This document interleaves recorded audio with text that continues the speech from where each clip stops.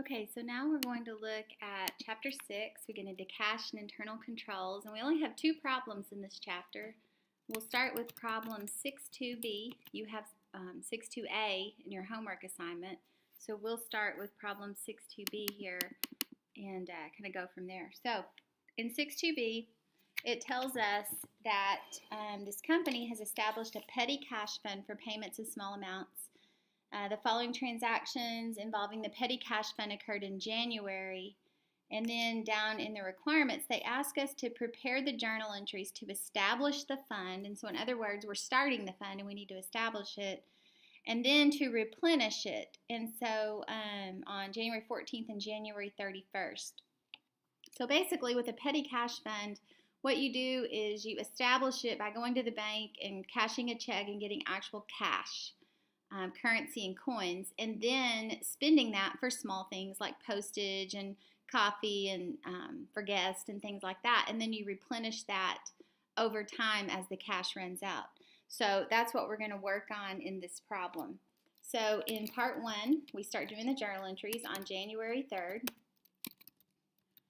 We would debit petty cash because we're increasing that account by $150, and we would debit cash because we're taking that out of the checking account. And then you might put something like to establish the petty cash fund in your memo. And typically when writing these we italicize the memo. Okay, and then on January 14th we are going to replenish that. So then we look on January 14th, the company check is written to replenish the fund for the following expenditures made. And so basically what we're going to do here is expense the expenditures that happened between January 3rd and January 14th. So office supplies expense, $14.29. We don't do the journal entry as these things happen. We do them when we replenish the fund. Then we debit merchandise inventory for $19.60.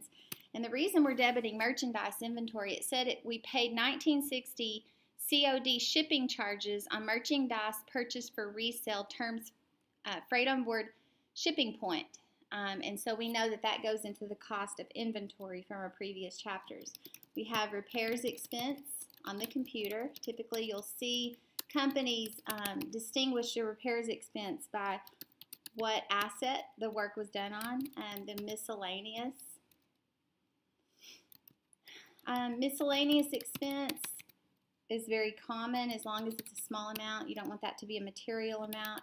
And then cash over and short. It almost always happens somehow that you're over or short. And so we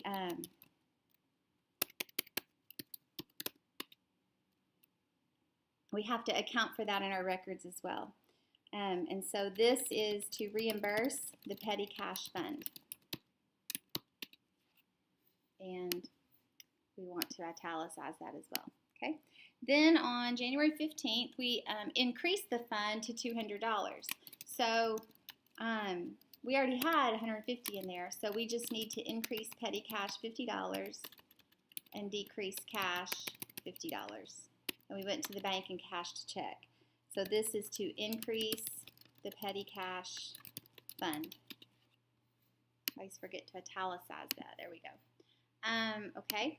And then we just keep moving along. On January 31st, same thing. We have to replenish the petty cash fund. So we have advertising expense of $50. We have postage expense, $48.19. We have delivery expense, $78. And we have cash over and short, and this time it was $646. So we replenish cash $182.65, and this is to reimburse the petty cash fund. Okay. Then on January 31st, we decide that we need to increase it a little bit more. And so we do another journal entry to increase petty cash another $50. So on your financial statements, what you would see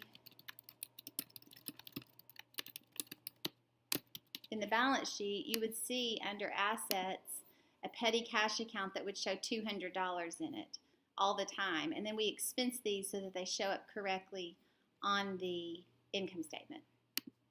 So now let's go ahead and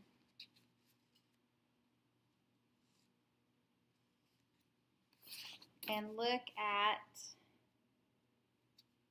let's see, we've got 6.4b is the other one that we're going to do. I think I'm actually going to do that on a different video because it's a bank reconciliation. It's going to take quite a bit of time. So in the next video, we'll do problem 6.4b.